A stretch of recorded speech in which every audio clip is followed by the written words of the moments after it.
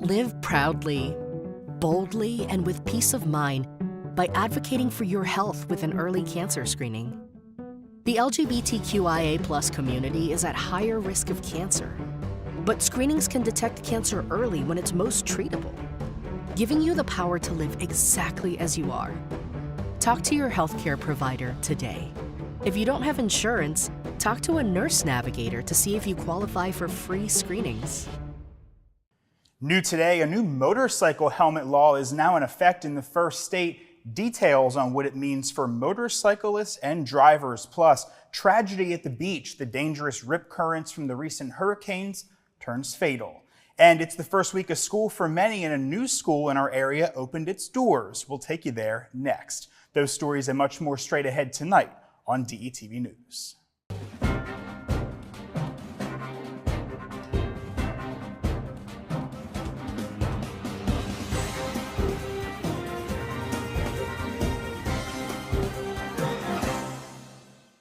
Hello and welcome to DETV News. I'm Matt Ford. Thanks so much for being with us tonight. Topping the news today, just a day after law enforcement officials said they were confident that they had the escaped murderer Daniello Cavallante within their triangular perimeter bounded by routes 52 and 926.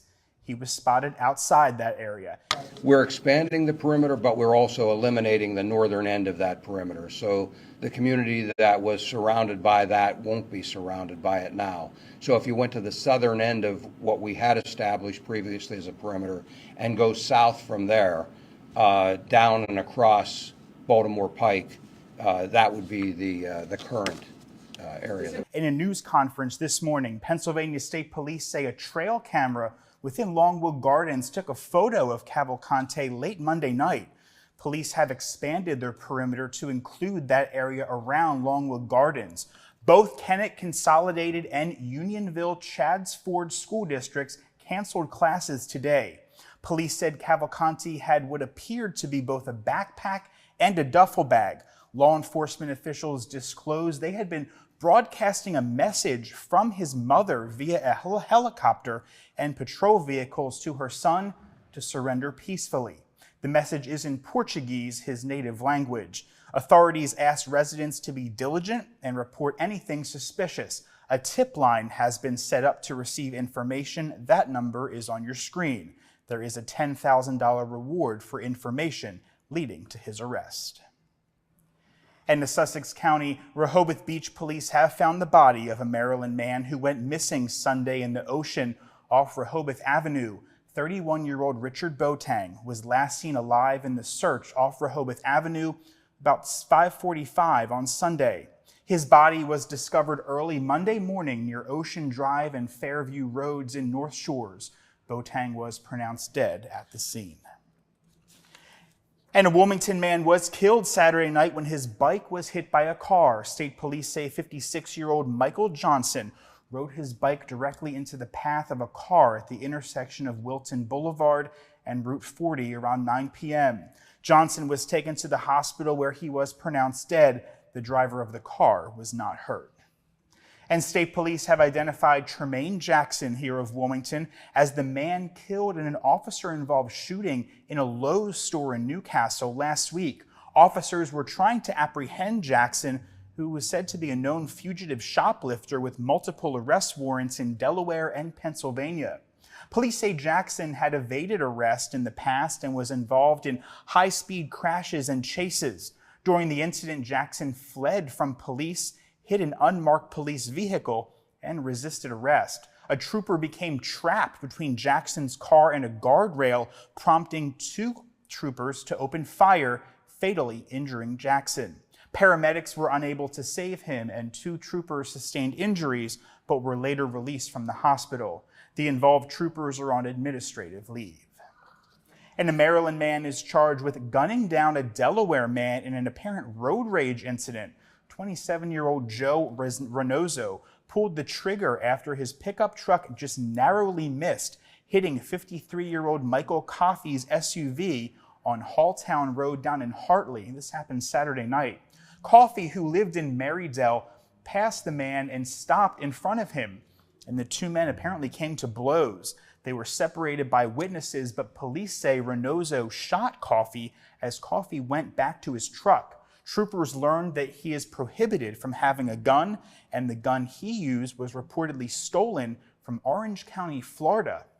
He is being held at the Sussex County Correctional Institution on charges including first-degree murder, possession of a firearm while committing a felony, receiving a stolen firearm, and terroristic threatening. The victim was transported to an area hospital where he was pronounced dead. Well, I think we can all agree it's been a relatively mild summer in our region, but it's certainly ending on a hot, record-breaking note.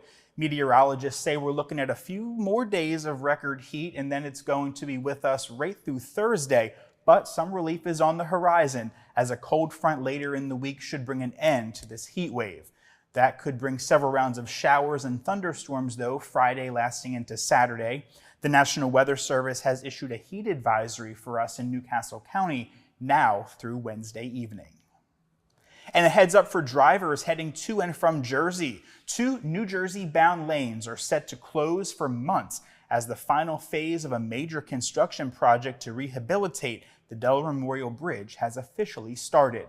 With the construction, we'll close the bridge's 2 northbound right lanes, and it's scheduled to span from Labor Day, that's yesterday, up until the week of Thanksgiving Day. The project, which is meant to rebuild the driving surface of the 72-year-old bridge, began last fall, and it's entering its final phase. Delaware River and Bay Authority said its engineers have designed the project to minimize traffic congestion on the bridges, but some of that congestion will still occur during rush hour periods and peak weekend travel times. To find out more, you can sign up for text alerts at bridgealerts.com for more information and project updates. And speaking of transportation, DelDOT has announced a new motorcycle helmet law aimed at reducing fatalities. Signed back on June 30th, the law officially went into effect on Friday, and it holds that everyone who obtains a new motorcycle endorsement and anyone riding with them must wear a helmet and eye protection for 2 years after receiving the endorsement. More, violators could be subject to civil penalty. Motorcyclists aged 19 years of age and younger are currently required to wear both at all times, and adult riders are required to have protection on hand. Helmets are also already required for anyone operating with a temporary motorcycle instruction permit. Last year, 22 motorcyclists were killed on Delaware roadways. So far, 12 people have lost their lives this year. And after 2 years of construction, Appoquinimink School District's newest elementary school has opened its doors to students and parents. Crystal Run Elementary welcomed about 400 students from grades 1 through 5. The $52 million building is 2 stories with 38 classrooms. It's the latest of Appo's 9 elementary schools. It was paid for by funding from a 2019 referendum, another step necessary of the 2-decade-plus growth down in Middletown and the school district.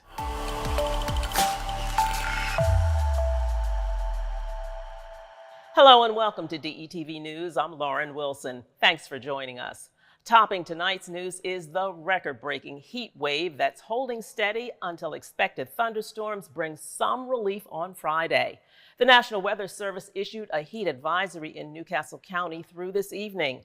Temperatures and humidity are producing heat indexes up to 105 degrees. The Weather Service advised residents to drink plenty of fluids, stay in an air-conditioned room, out of the sun, and to check on elderly relatives and neighbors. The service also noted that young children and pets should never be left unattended in vehicles under any circumstances. Wilmington residents can seek some relief from the heat between 10 a.m. and 8 p.m. through Friday at the William Hicks Anderson Community Center. That's located at 501 North Madison Street. Air conditioning and water will be available. Even though city pools are closed for the season, Wilmington's 7 water spray parks will remain open an extra 2 weeks due to the heat.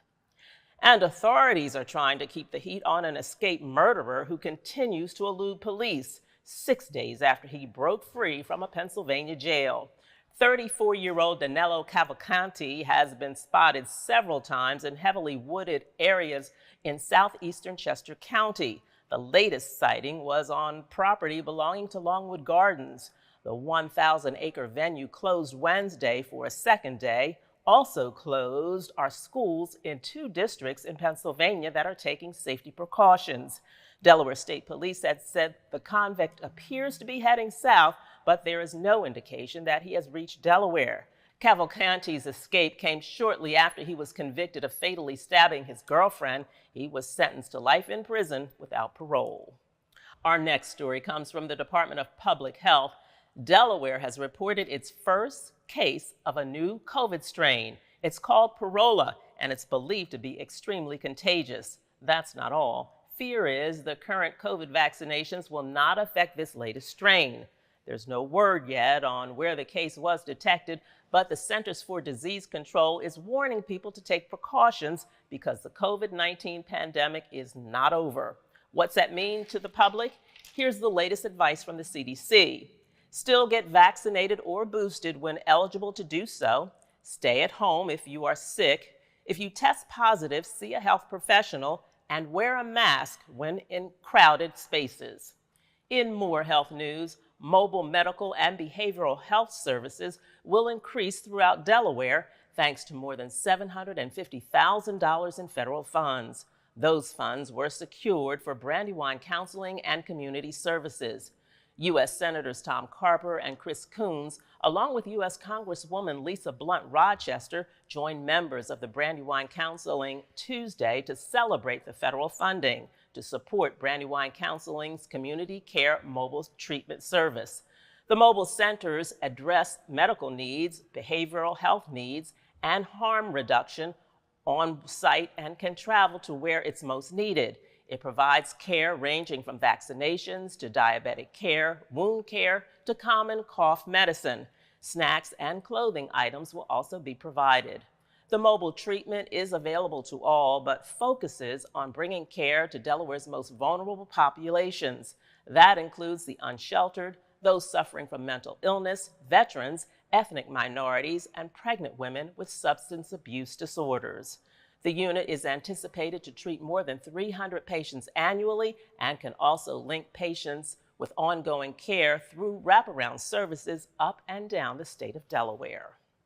But this grant will allow us to further embed ourselves in the community, to further reach out to those that are not getting the services because of inequities, because of where they live. We want to break down those barriers as best we can. In other news, there's a new Republican candidate in the race for the U.S. Senate. Bill Taylor, the owner of a metal fabrication company in Millsboro, announced he's running for the seat now held by U.S. Senator Tom Carper. Taylor is new to politics, and on his website, he identifies himself as a hardcore constitutionalist. Democratic Congresswoman Lisa Blunt Rochester already launched her campaign for the Senate seat. Carper is retiring at the end of his term. Turning to Kent County now, Delaware officials announced a plan to keep a Purdue Foods processing plant open. Just last week, a Milford facility reported one of its boilers had failed. DENREC is going to issue that plant a temporary air permit this week. That will allow the company to rent a boiler for up to 3 months. The Milford plant processes up to 240,000 chickens a day. And a home invasion in North Wilmington is under investigation by Delaware State Police. Troopers responded to a home in the 2000 block of Silverside Road around 2:15 a.m. yesterday. 3 suspects apparently entered the home from an unlocked rear door and confronted 2 sleeping victims inside. The bandits demanded money, and one of the victims had a gun pointed at him the entire time. The victims complied, and the suspects fled with an undisclosed amount of cash and property. Anyone with information about this case is urged to call Crime Stoppers at 1-800-TIP-3333. Listen up, residents in Newark and Christina areas have been advised not to worry about loud booms over the next several weeks due to construction-related blasting. The Delaware Department of Transportation said the blast will occur in the construction zone on I-95 and Route 896. Residents will hear blasts once a day between 10 a.m. and 2 p.m., with detonations likely happening 2 or 3 times a week. Traffic roadblocks will be in place during the blasting, meaning potential traffic backups at those times. The interchange is going through a $279 million renovation slated to be completed in late 2025. Keeping on the roads now, despite a case of deadly road rage reported just last week that resulted in the death of a Delaware man, a national survey ranks the Diamond State as #1 when it comes to polite drivers. Forbes Advisor surveyed 10,000 drivers who own at least one car, with at least 200 people interviewed in each state. Arizona was ranked the worst, and Rhode Island was coming in second. The states of Maryland, New Jersey, and Pennsylvania were right in the middle of the pack. The Forbes survey found violent road rage is on the rise nationwide. In 2022, 413 people were injured in road rage shootings. That's a 135% increase from 2018. And finally tonight, mark your calendars for the 62nd Annual Brandywine Festival of the Arts.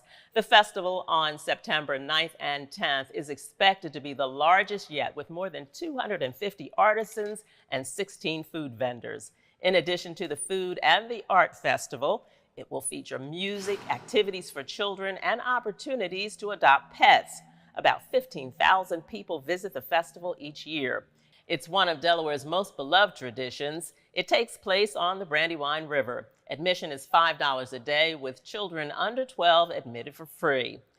Friendly pets on leashes are also welcome, and shuttle bus services will make parking easy. For more information, go to brandywinearts.com.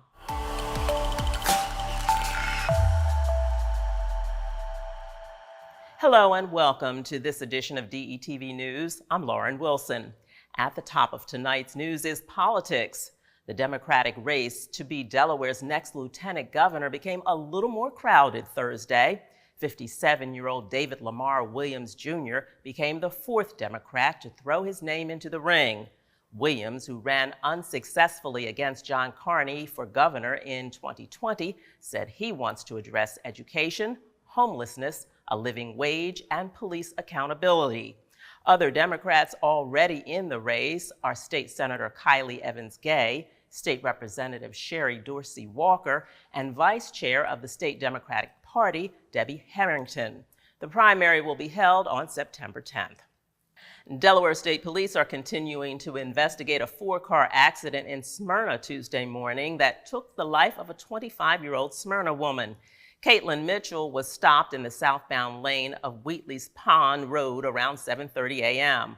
A car traveling southbound failed to stop and struck Mitchell's car, forcing it into the path of a Jeep traveling northbound. She was taken by ambulance to an area hospital where she was pronounced dead. Police are asking anyone who may have witnessed this fatal crash to call Crime Stoppers at 1-800-TIP-3333. In more news from Delaware State Police, an attempted carjacking at a Newark Wawa is being investigated. It happened at the Wawa on Stanton Road in Ogletown around 2:30 yesterday morning. A 58-year-old woman was approached in the parking lot by a suspect who demanded her to get out of her car at gunpoint. Police say he also tried to force the woman from the car. The victim did not comply, and the suspect fled in an unidentified vehicle parked behind her. Investigators are checking surveillance video. In the meantime, if you have information on this case, call Crime Stoppers. Again, that number is 1-800-TIP-3333. In other news, most American households, the largest portion of the income is devoted towards housing. With home prices on the rise and with affordable housing a nationwide concern, some seniors and those with disabilities may have difficulty finding housing they can afford or that suits their needs. The Sussex County Advisory Committee on Aging and Adults with Physical Disabilities will host a presentation to address the issue at its next meeting.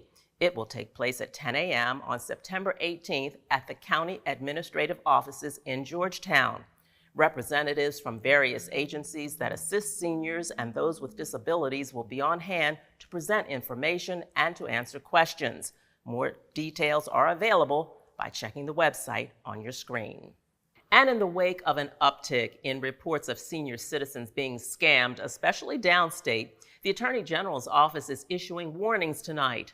Recent reports involve a number of different kinds of scams, including tech support scams. That's when victims are led to believe their computer has been hacked. Money and check transfer scams, when a fraudster asks a senior to help them transfer funds or deposit a check. And social media romance scams, in which a fraudster expresses romantic interest in the victim in order to convince them to send money. Attorney General Kathleen Jennings urges seniors across the state to take precautions to protect themselves from investment scams by doing a number of things. Remember, if it sounds too good to be true, it probably is. Never deposit money or transfer a check to someone you do not know. Never send money to someone you do not know. Never pay money to receive money. Never send money or provide credit card or online account information to anyone you do not know or trust. If you get a phone call you did not expect from someone who says there's a problem with your computer, hang up. And if you're looking for computer tech support, contact a company you know and trust. In other news, residents can have their say about a new library in Newark. A survey and 2 town hall meetings are scheduled later this month. The architectural firm Quinn Evans will be present at the meetings hosted by the Friends of Newark's Free Library. The information is there on your screen. Residents can also answer a 20-question survey about their need for a library on Newcastle County's website at newcastlede.gov. The new library will be built on the same site as the existing building. And finally, tonight, AIDS Delaware and the Delaware HIV Consortium will jointly hold the 37th Annual AIDS Walk Delaware on Saturday, September 16th. Walkers will be taking off at both ends of the state at 10 a.m. This year's walk celebrates and honors some of the people in the community who have been fighting the fight against HIV and AIDS since the first case was diagnosed in Delaware back in 1981. The check-ins begin at 9 a.m. at Brandywine Park in Wilmington and at Grove Park in Rehoboth Beach. Dogs are welcome at both locations. That's going to do it for this edition of DETV News. Remember to watch us on all social media platforms. I'm Lauren Wilson. Thanks for watching and have a great, safe weekend.